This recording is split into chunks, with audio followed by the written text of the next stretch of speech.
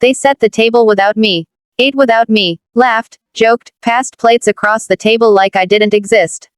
Then, when the last bite was gone, they called for me to clean up. That's when I did something no one in my family saw coming. If you've ever been treated like an afterthought by the very people who should love you most, this story will hit home. Make sure to like, subscribe, and stick around, because this revenge is as cold as the leftovers they thought I'd clean up. I've always been the invisible one in my family. Not the youngest, not the oldest, just the helpful one. The one who sets the table, clears the dishes, vacuums before guests arrive. Never the one invited to the table in the first place. It's not that they hated me. No, that would at least mean I mattered. Instead, they tolerated me like a background character in their movie. My mom once said, "We know you're reliable, that's why we lean on you." But reliable started to sound a lot like unimportant. Last weekend, they planned this big family dinner. I saw it unfold piece by piece: text chains I wasn't on, grocery bags I didn't shop for but helped unpack, a dining room I cleaned from top to bottom. I thought, maybe this time they'd include me. Maybe they realized how hard I work behind the scenes.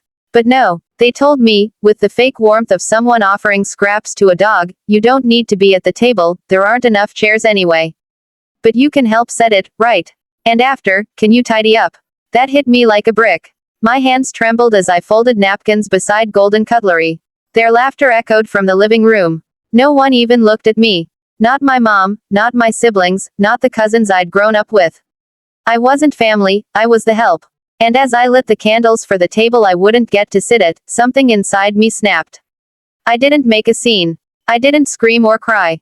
I simply stepped away, walked into the hallway, and picked up my phone.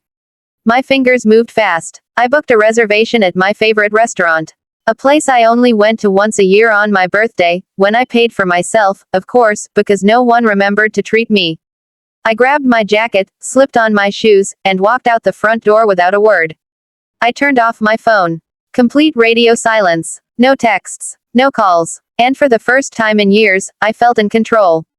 The restaurant was quiet, warmly lit, and the server greeted me with a genuine smile. I ordered my favorite dish, one I never let myself splurge on. I took my time. I sipped a drink. I toasted to myself in silence. And for once, I felt seen, if only by myself.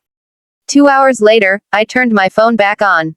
The notifications rolled in like a tidal wave. "My mom. Where are you? Why aren't you answering? Everyone's done eating, we need you to help clean." My older sister. Real mature. You could have said something instead of disappearing. You know how mom gets when things are messy. My younger brother, never one for tact. "You're seriously selfish. You think the world revolves around you now." I didn't respond. I didn't owe them a thing. When I got back home, the dining table was covered in cold, crusted plates. Glasses half full. Spilled wine soaking into the linen runner I had pressed earlier that day. They were sitting in the living room looking exhausted and annoyed, but not at themselves. My mom launched into a monologue the second she saw me. How irresponsible I was. How inconsiderate. How I'd embarrassed her in front of guests. I stood in the doorway, still holding my coat, and said calmly. Funny. I didn't know invisible people could embarrass anyone. Silence. Like I'd thrown a grenade. I continued. "I've been setting your table for years. Cleaning your mess. Watching you eat while I stood in the kitchen. Tonight, I finally realized, I'm not part of this family. I'm your maid." So I gave myself the night off. They sputtered, backpedaled, tried to guilt trip me. "That's not true. Your family. We didn't mean it that way." But it was true. And they did mean it that way. Every action confirmed it. That night, I didn't lift a single plate. I went to bed with a full stomach and an even fuller heart. The next morning, the mess was still there.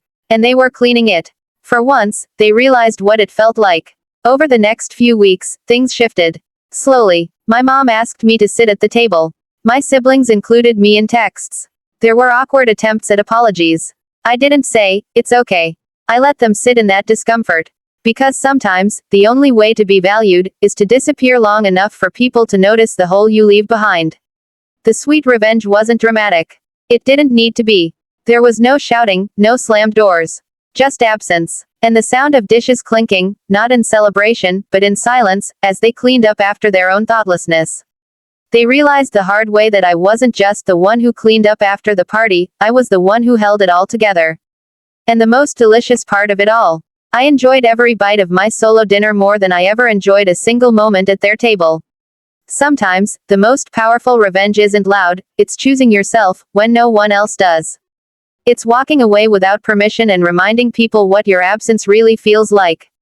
If this story hit close to home, smash that like button, and let me know in the comments, what would you have done in my shoes? And don't forget to subscribe for more stories where karma always makes the final move.